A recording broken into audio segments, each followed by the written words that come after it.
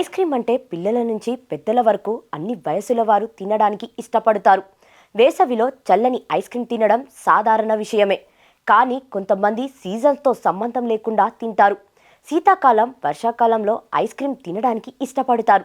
వేసవిలో ice cream ఎవరైనా తింటారు. కానీ వర్షాకాలంలో తింటేనే కదా థ్రిల్ అని అనుకుంటారో ఏమో. అందుకే ఐస్ క్రీమ్ వర్షాకాలంలో తింటారు.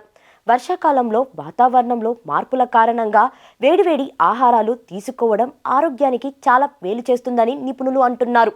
దీనికి విరుద్ధంగా చల్లని ఆహారం తీసుకోవడం మంచిది కాదని వైద్యులు చెబుతున్నారు.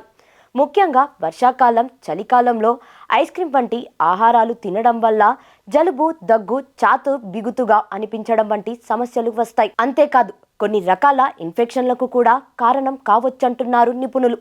ఐస్ క్రీంలో చక్కెర, క్యాలరీలు, అనవసరమైన కొవ్వు అధికంగా ఉంటాయి.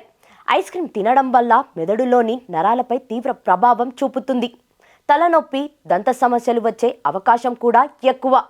ఐస్ క్రీమ్ తినడం వల్ల రక్తంలో చక్కెర స్థాయిలు పెరుగుతాయి.